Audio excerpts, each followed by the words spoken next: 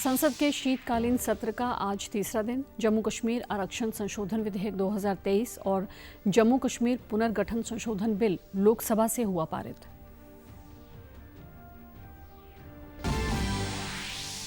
महापरिनिर्वाण दिवस पर आज देश कर रहा है डॉक्टर भीमराव अंबेडकर को नमन। राष्ट्रपति, उपराष्ट्रपति, प्रधानमंत्री और प्रदेश के मुख्यमंत्री ने उनकी पुण्यतिथि पर की श्रद्धांजलि अर्पित। धर्म क्षेत्र कुरुक्षेत्र में कल से 24 दिसंबर तक मनाया जाएगा अंतर्राष्ट्रीय गीता महोत्सव। इस बार असम रहेगा सहयोगी राज्य की भूमिका में। उपराष्ट्रपति 17 दिसंबर को इस महोत्सव का विधिवत रूप से करेंगे शुभारंभ। और विकसित भारत संकल्प यात्रा जनसंवाद के तहत कैथल जिले में जागरूकता कार्यक्रम का किया गया आयोजन। इस दौरान लोगों को सरकार की जनहितकारी योजनाओं की दी गई जानकारी।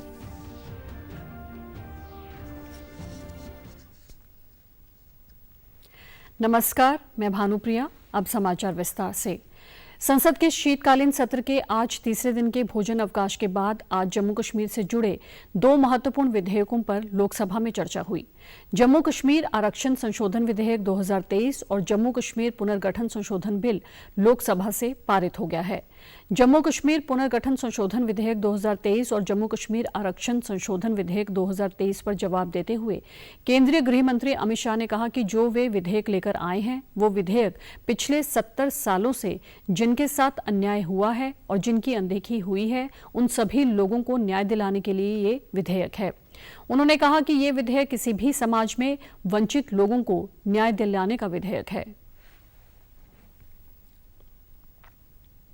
माननीय प्रधानमंत्री जी ने 2014 में 80,000 करोड़ की लागत से 63 परियोजना जो अब तक 70 साल तक कश्मीर को इग्नोर किया गया और समग्रता से कश्मीर के विकास के लिए बिजली, इंफ्रास्ट्रक्चर के प्रोजेक्ट, इरिगेशन, एजुकेशन, मेडिकल सुविधाएं, ये सभी चीजों को समाहित करती हुई 63 परियोजना 80,000 करोड़ की लागत से बनाई।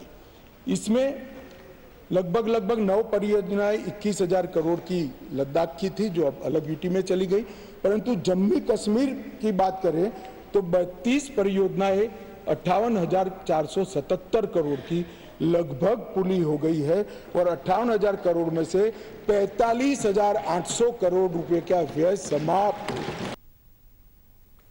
शीतकालीन सत्र के दूसरे दिन मंगलवार को लोकसभा में जम्मू कश्मीर आरक्षण संशोधन विधेयक 2023 और जम्मू कश्मीर पुनर्गठन संशोधन विधेयक 2023 पेश किया गया था, जिस पर कल हुई विस्तृत चर्चा में विभिन्न दलों के सांसदों ने हिस्सा लिया था। प्रस्तावित विधेयक से विधानसभा के कुल सीटों की संख्या 83 से बढ़कर 90 हो जाएगी। अनुसूचित जाति के लिए 7 सीटें और अनुसूचित जनजातीय के लिए 9 सीटें आरक्षित होंगी। साथ ही उपराज्यपाल कश्मीरी प्रवासी समुदाय से 1 महीना सहित 2 सदस्यों को विधानसभा में नामांकित कर सकते हैं। वहीं आरक्षण विधेयक के जरिए प्रदेश की आरक्षण नीति में व्यापक बदलाव किया गया है। आरक्षण विधेयक के तहत देश के दूसरे राज्यों की तरह ही जम्मू कश्मीर और लद्दाख में ओबीसी, SC, ST सामान्य वर्ग में गरीबों के लिए व्यवस्था की गई है। राज्यसभा में शून्यकाल के दौरान सभापति की अनुमति से सांसदों द्वारा तमाम मुद्दे आज उठाए गए, जिसमें न्याय में होने वाली देरी, शिक्षा के क्षेत्र में होने वाली गड़बड़ियों जैसे मुद्दे शामिल रहे। साथ ही इस दौरान आदिवासी इलाकों में घर उपलब्ध करवाने, महिलाओं के विरुद्ध बढ़ रहे अपराधों जैसे मुद्दों को भी उठाया गया।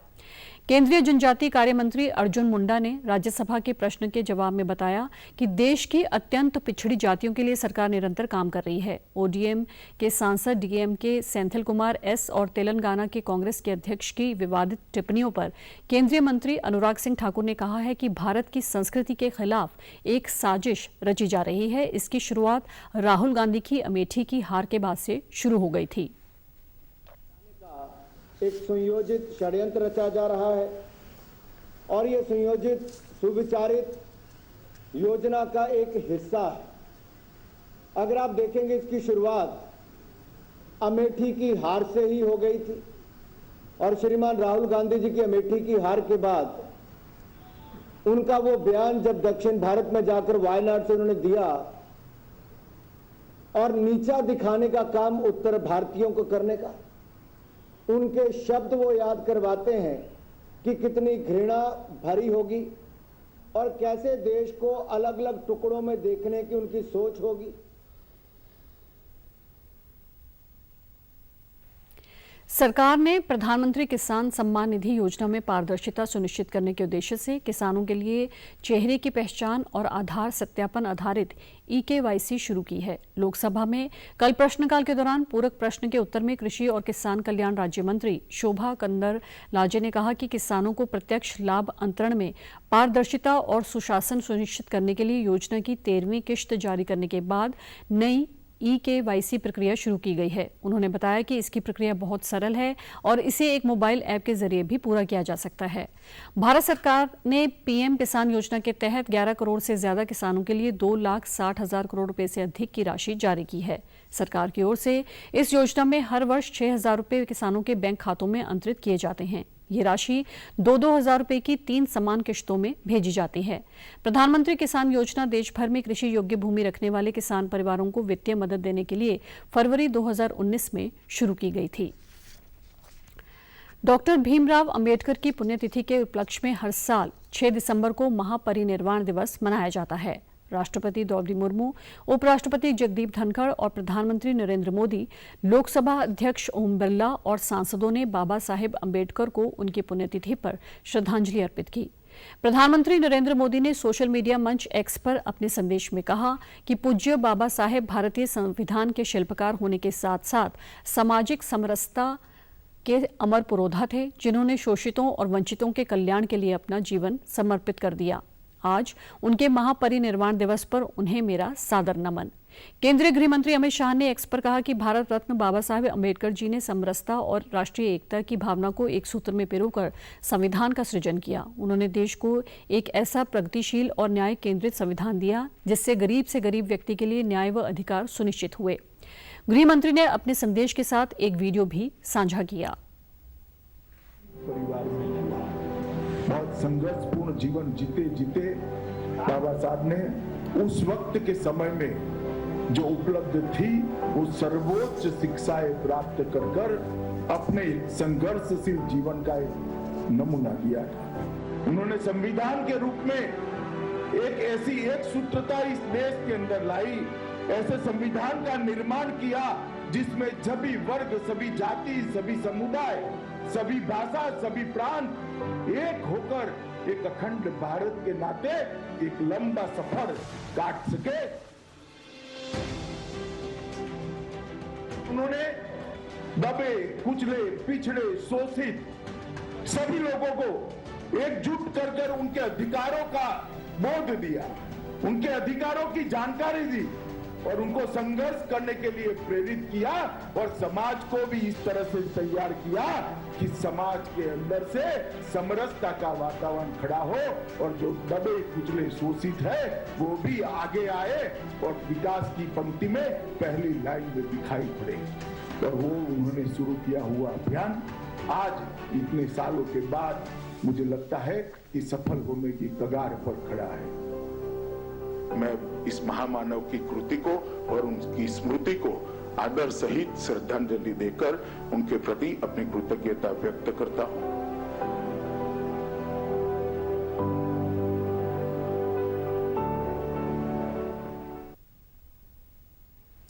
हरियाणा राजभवन में राज्यपाल बंडारू दत्तात्रेय ने भारत रत्न डॉक्टर BR अंबेडकर की पुण्यतिथि पर उन्हें श्रद्धांजलि अर्पित की। सोशल मीडिया एक्स पर उन्होंने कहा कि BR अंबेडकर की आदर्श शिक्षाएं और दृष्टिकोण हमें आने वाले युगों तक प्रेरित करते रहेंगे। वहीं प्रदेश के मुख्यमंत्री ने भी BR अंबेडकर की पुण्यतिथि पर उन्हें श्रद्धांजलि देते हुए एक्स पर कहा कि देश के संविधान निर्माता भारत रत्न डॉक्टर भीमराव अंबेडकर जी को उनके परिनिर्वाण दिवस पर कोटि कोटि नमन। वंचितों व शोषितों के उत्थान के लिए जीवन समर्पित करने वाले बाबा साहेब के विचार सदैव हम सभी का मार्गदर्शन करते रहेंगे। भारतीय संविधान के निर्माता डॉक्टर भीमराव अंबेडकर के 67वें महापरिनिर्वाण दिवस पर आज भिवानी के लघु सचिवालय में हरियाणा अनुसूचित जाति आयोग के उपाध्यक्ष विजेंद्र बड़गुज्जर व जिला भर से आए अधिवक्ताओं सहित विभिन्न सामाजिक संगठनों के लोगों ने उनकी प्रतिमा पर पुष्पांजलि अर्पित कर उन्हें श्रद्धांजलि दी। विभिन्न सामाजिक संगठनों के प्रतिनिधियों ने डॉक्टर BR अम्बेडकर के जीवन आदर्शों को लेकर मंच के माध्यम से गहन चर्चा की तथा उनके द्वारा सामाजिक समानता, शिक्षा व अधिकारों के प्रति संघर्ष करने के संदेश को आगे बढ़ाया। इस मौके पर हरियाणा अनुसूचित जाति आयोग के vice chairman Vijender Badgujjar, Bhiwani bar association के अध्यक्ष सत्यजीत पिलानिया ने बताया कि बाबा साहेब भीमराव अंबेडकर ने सामाजिक, आर्थिक, राजनीतिक, शैक्षणिक व धार्मिक क्षेत्र में ऐसे कार्य किए जिन्हें आज भी याद किया जाता है। सपना था कि समाज में समरसता का भाव बने, तो वहाँ पर इस प्रकार से सभी जातियों के लोगों ने जो है इतने अच्छे तरीके से बाबा साहब को श्रद्धांजलि अर्पित करी। तो ये सब एक बड़ा अच्छा जो है संदेश जो है देश में जा रहा है इस चीज़ के लिए। ये बाबा साहब का जो प्रतिमा है उसके ऊपर एक छतरी सम्मान स्वरूप जो है उस तरीके से रखी जाए, तो उसके लिए भी मैंने जो है आश्वस्त भी किया है, आश्वासन भी दिया है कि मैं हरियाणा सरकार से माननीय मुख्यमंत्री जी से इस बारे में निवेदन भी करूँगा कि ये जल्द से जल्द ये कार्य जो है पूर्ण हो। बाबा साहब के 3 शब्द हमेशा आप ये पूरे मीडिया में भी दिखाना कि शिक्षित बनो, हर परिवार को, हर बच्चे को शिक्षित बनना है, सबको संगठित रहना है और अपने अधिकारों के लिए संघर्ष करते रहना है। तो और वकीलों से बाबा साहब का एक विशेष लगाव था कि वो देश के पहले कानून मंत्री थे, तो वकीलों के ऊपर भी उनका बहुत बड़ा एहसान है। इस मौके पर विभिन्न सामाजिक संगठनों के पदाधिकारियों व अधिवक्ताओं ने कहा कि उन्होंने आज बाबा साहेब भीमराव अंबेडकर की पुण्यतिथि पर यह प्रण लिया है कि वे जरूरतमंद लोगों का बगैर फीस लिए कोर्ट में केस लड़ेंगे ताकि अंतिम व्यक्ति तक न्याय समान रूप से पहुंच सके, उसमें आर्थिक बाधाएं उत्पन्न ना हों। श्रद्धांजलि अर्पित करती हूँ और मेरी सच्ची आर्दांजलि यही है कि जो भी गरीब व्यक्ति है उनका जो भी लड़ाई होगी वो हम लोग फ्री में लड़ेंगे। मेरी सब सच्ची श्रद्धांजलि बाबा जी को यही है कि हम उनका केस फ्री में लड़ेंगे। उनकी जो शिक्षाएं जो उन्होंने समाज को दी और जो जिस व्यक्ति को सहायता की जरूरत है, जो संपन्न आदमी है, उस आखिरी व्यक्ति तक उसकी सहायता पहुंचनी चाहिए। हमने अपनी जिम्मेवारी का निर्धारण करना चाहिए और उसकी शिक्षाओं का पालन करना चाहिए। समाज को संगठित रहना चाहिए, संघर्ष करना चाहिए।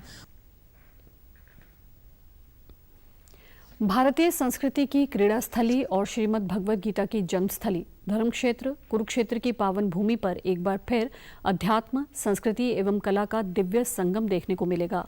कल से 24 दिसंबर तक अंतर्राष्ट्रीय गीता महोत्सव 2023 का भव्य आयोजन किया जाएगा, जिसमें श्रीमद् भगवद गीता का शाश्वत संदेश दिया जाएगा।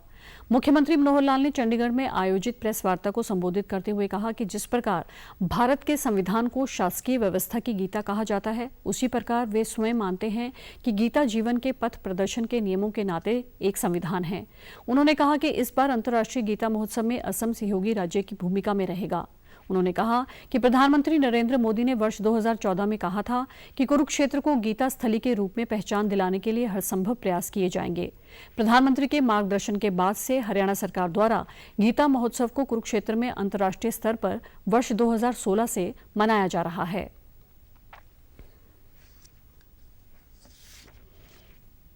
आठवां महोत्सव और 7 तारीख से इसकी शुरुआत होगी। तो इस बार असम जो है वो हमारा सहयोगी राज्य है। असम के मुख्यमंत्री से मेरी बात हुई थी, उनका ठीक है, हमारी टीम भी वहाँ आएगी, व्यवस्थाएं करेंगे और वो स्वयं भी किसी एक दिन वो जरूर आने वाले हैं। उनका अपना पेविलियन भी होगा, उनके वहाँ के शिल्प, वहाँ का खान पान, वहाँ का रहन सहन, उस नाते से असम का इस बार प्रभाव वहाँ निश्चित रूप से दिखेगा।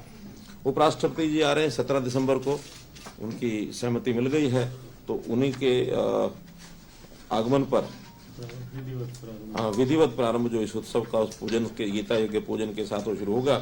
और उसी दिन कुरुक्षेत्र विश्वविद्यालय में 3 दिवसीय अंतर्राष्ट्रीय गीता संगोष्ठी 17, 18, 19 ये 3 दिन की संगोष्ठी होगी। मुख्यमंत्री ने कहा कि 17 दिसंबर से मुख्य कार्यक्रम का आयोजन होगा। उपराष्ट्रपति जगदीप धनखड़ 17 दिसंबर को ब्रह्म सरोवर पर गीता यज्ञ एवं पूजन से इस महोत्सव का विधिवत शुभारंभ करेंगे। इसके पश्चात वे इसी दिन कुरुक्षेत्र विश्वविद्यालय में 3 दिवसीय अंतर्राष्ट्रीय गीता संगोष्ठी का शुभारंभ भी करेंगे। ये संगोष्ठी 19 दिसंबर तक चलेगी। उन्होंने कहा कि कुंभ मेले की तर्ज पर अंतर्राष्ट्रीय गीता महोत्सव के लिए अलग से मेला अथॉरिटी बनाई जाएगी, जो अपने स्तर पर इसका आयोजन करेगी। सरकार की ओर से एक मेला अधिकारी तैनात किया जाएगा, जो सरकार की ओर से की जाने वाली व्यवस्थाओं को देखेगा। मेला अथॉरिटी ये बनेंगी। जैसे सामान्यतः कुंभ के मेले होते हैं, ऐसे वहाँ इंडिपेंडेंट अथॉरिटी होती है। सरकार केवल व्यवस्था में एक मेलाधिकारी बना देते हैं, जहाँ जो सरकारी सेवाएं हैं उनमें कोई व्यवधान ना आए।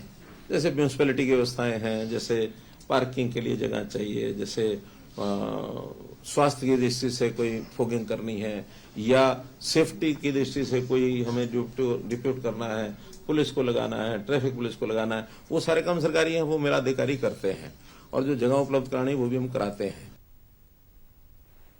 मुख्यमंत्री ने सभी प्रदेश वासियों से आह्वान किया कि 23 दिसंबर गीता जयंती के दिन सभी नागरिक प्रातः 11 बजे 1 मिनट तक एक साथ गीता पाठ करें।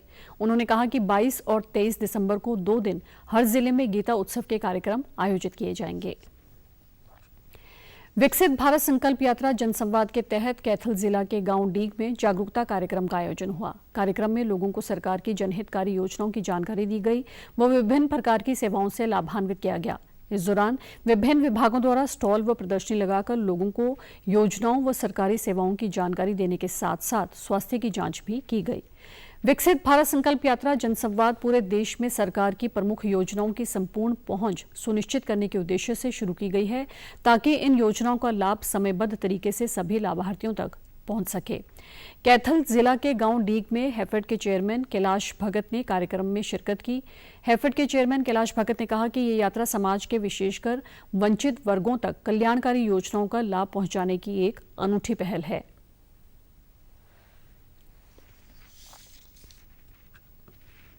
पूरे हिंदुस्तान के अंदर यदि कोई भी गरीब आदमी वंचित रह गया है तो उसको देखते हुए हमारे माननीय मुख्यमंत्री ने हरियाणा प्रदेश के अंदर पूर्ण रूप से एक एक गांव में जाने की सबकी जो आदमी ड्यूटी लगाई हैं और सारे अफसर उसको समाधान करने के लिए मौके पे बैठते हैं। यदि कोई अब उस मौके पे समाधान नहीं होता तो उसको कुछ दिन के बाद जो है वो पूर्णतः रूप से कराया जाता है। और आज जहाँ जहाँ भी हम जा रहे हैं हजारों की तादाद के अंदर लोग आ रहे हैं और जो उनकी कोई समस्या है उसको हल करने का पूरा काम कर रहे हैं। यहाँ पे हमारे माननीय मुख्यमंत्री मनोहर लाल जी दिन रात इसी काम पे लगे हुए हैं कि जन जन की सेवा जो है पूरी की जाए। और जिस जिस डिपार्टमेंट को जिस आदमी को जहाँ सौंपा गया, मान लो मेरे को हैफेड का डिपार्टमेंट सौंपा गया, तो हमारी दिन रात यही कोशिश रहती है कि हम अपने किसानों के भले के लिए 24 घंटे तत्पर रहें। वहीं लाभार्थी प्रधानमंत्री की कल्याणकारी योजनाओं का लाभ उठाकर बहुत खुश हैं। उन्होंने कहा कि प्रधानमंत्री ने समाज के हर वर्ग के कल्याण के लिए योजनाएं शुरू की हुई हैं।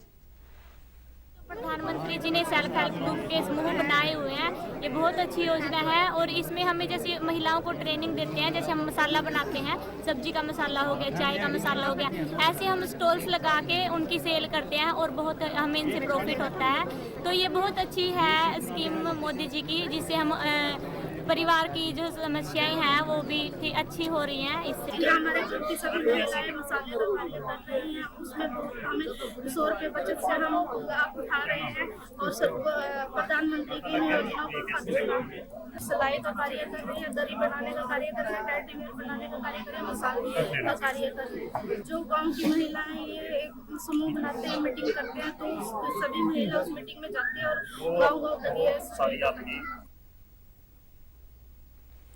अंबाला के कृषि सदन में कल विश्व मृदा स्वास्थ्य दिवस पर कार्यक्रम का आयोजन किया गया। कृषि तथा किसान कल्याण विभाग द्वारा आयोजित इस 1 दिवसीय जागरूकता शिविर में मृदा एवं जल स्वास्थ्य कार्ड भी दिए गए और किसानों को सरकार द्वारा चलाए जा रहे विभिन्न योजनाओं के बारे में बताया गया। इस दौरान महानिदेशक कृषि विभाग नरहरि बांगड़ IAS ने बताया कि आज विश्व मृदा दिवस पर किसानों को जागरूक किया जा रहा है। उन्होंने बताया कि कृषि से 80% लोग प्रत्यक्ष व अप्रत्यक्ष रूप से जुड़े हुए हैं। यदि जमीन की गुणवत्ता ठीक होगी तो प्रत्येक व्यक्ति को लाभ होगा।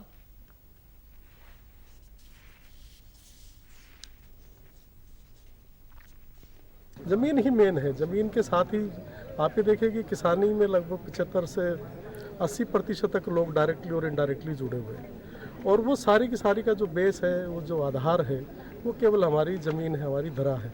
और धरा का स्वास्थ्य यदि ठीक है तो फसल भी अच्छे स्वास्थ्य की होगी, और यदि धरा अच्छी नहीं होगी तो निस्संदेह उस जो फसल भी उससे उगरेगी, वो भी उगाई हुई फसल का भी स्वास्थ्य ठीक नहीं होगा। तो इसी के लिए जागरूकता अभियान चलाया है, सॉइल हेल्थ कार्ड दिए गए हैं। इस अवसर पर कृषि विभाग के उप निदेशक डॉक्टर जसविंदर सिंह ने बताया कि किसानों को मृदा एवं जल स्वास्थ्य कार्ड भी दिए गए। उन्होंने कहा कि इस कार्ड पर किसानों को जमीन में गुणवत्ता संबंधी जानकारी उपलब्ध रहेगी। इससे किसानों की फसल में भी वृद्धि होगी। वहीं किसानों ने बताया कि सरकार की ये योजना काफी लाभदायक है। उन्होंने कहा कि कार्ड मिलने से ये भी पता लग सकेगा कि उनकी भूमि में किस पदार्थ की अधिक कमी है। ही मृदा का स्वास्थ्य कार्ड है। इसमें हमें पता लगता है कि हमारी ज़मीन में किस किस पोषक तत्वों की कमी है और हमें कितना खाद डालना है। ये हमारा लक्ष्य है, हर एक किसान के पास ये सोल हेल्थ कार्ड हो। आज इस समय की लिमिटेशन थी तो लगभग 30 किसानों को हमने जिनके बन चुके हैं। ये कार्ड मिला जिसमें एक तो हमें पता चल गया कि हमारे जो 16 तत्व हमारी भूमि में है वो हमारे खेत में कितने है और कितने नहीं है जी। जिस चीज़ की कमी है हम उस पर काम करेंगे, उसको पूरा करने की कोशिश करेंगे जी। जो चीज़ ज़्यादा है उसको कम कर देंगे। बहुत अच्छी योजना है जी। जो हमारा बराड़ा एरिया है, जो बराड़ा एरिया के हमारे एग्रीकल्चर विभाग के बंदे हैं जी, वो बहुत अच्छे हैं। मैंने अपना कार्ड बनवाया, खुद अपनी मिट्टी चेक कराई और उस मिट्टी के 1 साल के बाद मैं जो आग नहीं लगाता हूँ, मेरे खेत के अंदर जो कार्बन शक्ति बढ़ी है ना, वो मेरे कार्ड के अंदर मेरे जो साइंटिस्ट हैं केवी के द्यामला से और कृषि विज्ञान केंद्र ये अपना द्यामला और जमुनानगर कृषि अधिकारी मेरे को इसके ऊपर बधाई देते हैं। जो 16 तत्व हैं, इसके जो हमारे खेतों में कम है उसको हम, जो इसमें कमी आई है तो उसको पूरा करेंगे। तो जो हमारे नज़दीक बराड़ा के कृषि विभाग के बंदे हैं वो हमारे पास संपर्क में रहते हैं और अपना पूरा हमारे को सहयोग करते हैं। करनाल के एक निजी स्कूल के 86 छात्रों के ग्रुप ने अमेरिकन स्पेस एजेंसी नासा के सहयोग से रिसर्च का कार्य करते हुए अंतरिक्ष में 8 नए क्षुद्र ग्रहों की खोज की है। खोजे गए क्षुद्र ग्रह ब्रह्मांड में पृथ्वी की तरफ बढ़ रहे हैं। आशंका है कि भविष्य में ये ग्रह पृथ्वी से टकरा सकते हैं। ऐसे में पृथ्वी की तरफ बढ़ रहे इस खतरे को देखते हुए नासा ने छात्रों की खोज को बेहद महत्वपूर्ण माना है। नासा ने इन छात्रों को सिटीजन साइंटिस्ट की मान्यता देते हुए आगे भी रिसर्च जारी रखने को कहा है। छात्रों की इस उपलब्धि पर नासा के वैज्ञानिकों ने आज ऑनलाइन इन छात्रों की उपलब्धि को सराहा। जिला प्रशासन ने भी छात्रों की इस उपलब्धि पर उनकी सराहना की। वहीं स्कूल में आयोजित कार्यक्रम में एडीसी वैशाली शर्मा ने छात्रों को सम्मानित किया। अतिरिक्त उपायुक्त ने कहा कि उन्हें गर्व है कि कल्पना चावला के शहर करनाल के इन छात्रों ने ये उपलब्धि हासिल की है।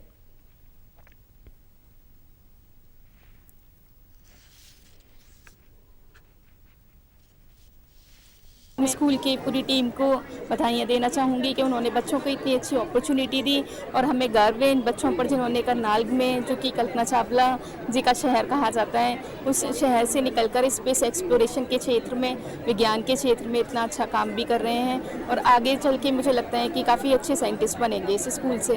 करनाल का कोई भी बच्चा किसी भी स्कूल से हो, अगर वो इस क्षेत्र में स्पेस एक्सप्लोरेशन में, एस्टेरॉयड रिसर्च में, इसमें पार्टिसिपेट करना चाहता है, सीखना चाहता है, तो उनको ट्रेनिंग भी फ्री ऑफ कॉस्ट ये प्रोवाइड करेंगे।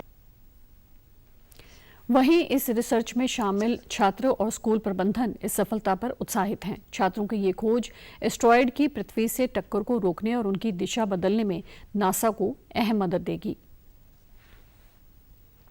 तो 4 नई टीम्स ने अब टोटल 8 क्षुद्र ग्रह खोज लिए हैं, जिन्हें नासा द्वारा स्वीकृति दी जा चुकी है और बच्चों के नाम और डेट ऑफ बर्थ से वो रजिस्टर हुए हैं। वैशाली मैम ने बच्चों को बहुत अच्छे से मोटिवेट भी किया ताकि आने वाले समय में इसमें जो और रिसर्च है उसमें भी वो भाग लें।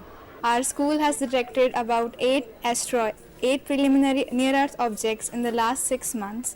साथ मिलके हमने YouTube वीडियोस देखी, हमने सेशंस कंडक्ट किए, जिसकी वजह से सब लोगों को इसके बारे में धीरे धीरे पता लगने लगा। हमें टेक्निकल इश्यूज बहुत सारे थे बिकॉज इमेजेस को नासा से उन टेलीस्कोप्स के थ्रू जब हमारे पास आती थी, सो हमें तो सबसे पहले सस्टेन्ड अटेंशन इस टॉपिक के बारे में ही नहीं पता था। हमें इस टॉपिक के बारे में रिसर्च करनी पड़ी एंड देन हमने इसके देखा कि कैसे हम इसे कर सकते हैं। इस प्रोजेक्ट के अंदर हमें काफ़ी कुछ स्पेस के बारे में सीखने को मिला और सबसे अच्छी बात हमारे साथ ये हुई कि हमें इस प्रोजेक्ट के अंदर पूरी फ्री ऑफ कॉस्ट ट्रेनिंग मिली एंड इवन इस प्रोजेक्ट से जो हमें सर्टिफिकेट्स मिलते हैं उसके आगे हमें काफ़ी ज़्यादा हेल्प मिलती है, चाहे वो कोई अच्छा कॉलेज लेने में हो या फिर जॉब के अंदर काफ़ी अच्छी अप्रोच मिलती है। एंड लिटरली काफ़ी लोग इसके ऊपर मिलियन बिलियंस खर्च करते हैं, बट हम इतने लकी रहे कि हमें फ्री ऑफ कॉस्ट हमारे स्कूल की वजह से इतना कुछ अच्छा अचीव करने को मिला। सरकार और बागवानी विभाग का प्रयास है कि नूंह जिले में फलों की खेती को बढ़ाया जाए। जिला बागवानी अधिकारी डॉक्टर दीन मोहम्मद ने बताया कि अमरूद, अनार, पपीता, मौसमी, नींबू, किन्नू फलों की खेती पर सरकार सब्सिडी देती है। उन्होंने बताया कि प्रति एकड़ 50,000 रुपये की सब्सिडी दी जाती है। अगर कोई किसान मेरा पानी मेरी विरासत स्कीम के तहत फलों की खेती करता है तो उसको ये राशि दी जाती है। अगर कोई बिना मेरा पानी मेरी विरासत स्कीम के फलों की खेती करता है तो उसकी 3 टर्म में 43,000 की सब्सिडी दी जाती है। तो सरकार इसको बढ़ावा देने के लिए अमरूद, नींबू, किन्नू, मौसम्बी, अनार, पपीता इन पे 50,000 रुपये तक की अनुदान राशि देती है प्रति एकड़, जिसमें अगर आपने मेरे पानी मेरी विरासत से चेंज करके बाग लगाया तो 50,000 मिलेगा, नहीं तो 43,000 रुपये मिलेंगे। और पहले साल में 23,000 रुपये देते हैं, दूसरे साल में 10,000, फिर तीसरे साल में भी 10,000 रुपये देते हैं। नूंह जिले के मांडीखेड़ा गांव के किसान जामुन, आंवला, बेर, अमरूद, चीकू, अनार इत्यादि के साथ साथ अंजीर की भी खेती कर रहे हैं। किसानों का मानना है कि यहाँ की खेती इन फलों की खेती के लिए बेहद उपयोगी है। इन फलों को न केवल खाने पीने में इस्तेमाल किया जा रहा है, अगर जरूरत पड़ती है तो इन्हें बेचा भी जा रहा है। हमने कर्नाटका से खजूरें मंगाई हैं, तो हमने खजूर के पेड़ अभी लगाए हैं, 1 साल के फ्रूट हैं। इसके बाद हमने अंजीर का हमने प्लांट लगाए, पिछले साल 15 प्लांट लगाए हैं, सिर्फ इस रिसर्च के लिए कि हमारी ज़मीन उसको ले पाती है या नहीं। तो 1 साल के बाद बहुत अच्छे रिजल्ट हैं और हम चाहेंगे कि यहाँ अंजीर का बाग भी लगाने का हमारा इरादा है और वो लगाएंगे।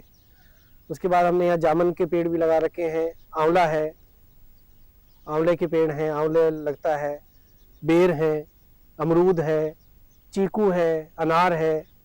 तो ये सारे फ्रूट्स के पौधे हमने लगाए हुए हैं यहाँ पे और वो अच्छी फ्रूटिंग भी दे रहे हैं। फ्रूट्स के पौधे लगाने का खास मकसद ये है कि तो हमने अच्छी वैरायटी के पौधे लाए हैं, तो हमारी सोच ये है कि हम उनको मदर प्लांट की तरह यूज़ करें और उसमें से फिर कटिंग और ग्राफ्टिंग करके फिर नए पौधे बनाएं, फिर नए पौधे बना के फिर हम बागवानी में रिसर्च करके पौधों में और अच्छी वैरायटी और क्वालिटी तैयार करने की कोशिश है। चौधरी चरण सिंह हरियाणा कृषि विश्वविद्यालय हिसार में चल रहे 3 दिवसीय अंतर्राष्ट्रीय सम्मेलन का आज समापन हुआ। सम्मेलन में America, Britain, Canada, Kazakhstan, Japan, मिस्र, France, Germany, Tunisia, Brazil, Morocco सहित 15 देशों के वैज्ञानिक पहुंचे थे। 3 दिवसीय सम्मेलन में 900 वैज्ञानिकों और शोधार्थियों ने मंथन किया। इस बीच न सिर्फ ग्लेशियर पिघलने, ग्रीन गैस के मुद्दे सहित विभिन्न विषयों पर चर्चा हुई, इसके साथ ही कार्बन का जमीन में ही दोहन कैसे हो सकता है, इस पहलू पर भी मंथन हुआ है। विश्वविद्यालय के कुलपति प्रोफेसर BR कंबोज ने बताया कि वैश्विक खाद्य पोषण सुरक्षा, स्थिरता और स्वास्थ्य के लिए रणनीति विषय पर आयोजित अंतर्राष्ट्रीय सम्मेलन में आने वाली चुनौतियों के बारे में गहन चर्चा हुई है।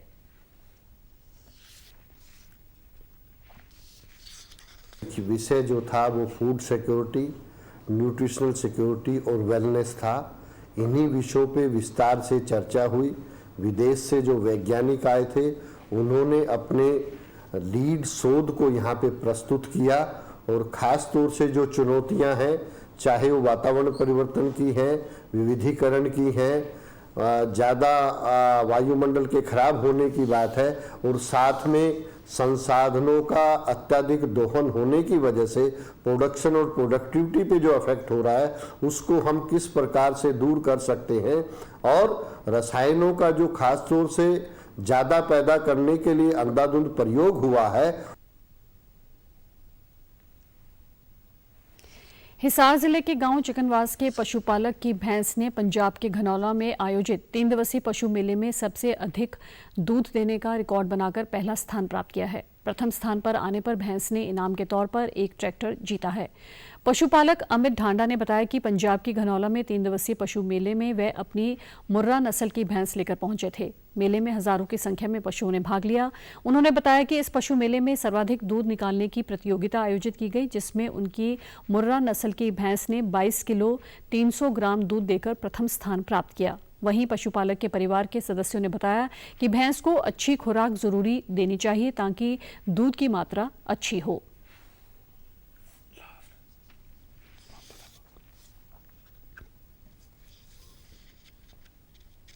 और अपनी भैंस धनौला मंडी में गई थी भाई, पंजाब में, और BFA एसोसिएशन के द्वारा मेला लगवाया गया था 1, 2, 3 दिसंबर का, और उसमें अपनी भैंस 22 किलो 320 ग्राम दूध देके प्रथम रही। साक्षी मुर्रा नस्ल की भैंस है और डाइट में लगभग 12 से 15 किलो तक भी सूखा राशन खा लेती भाई, तूड़ी, हरा, साइलेज, ये एक्स्ट्रा हो गई। दूध की बात करें तो भाई यहाँ पे घर पे तो रूटीन में ये 27-28 किलो दूध भी अब चल रही थी, और ये दूध इतना दूध देख के ही कंपटीशन लड़ने के लिए गए थे भाई।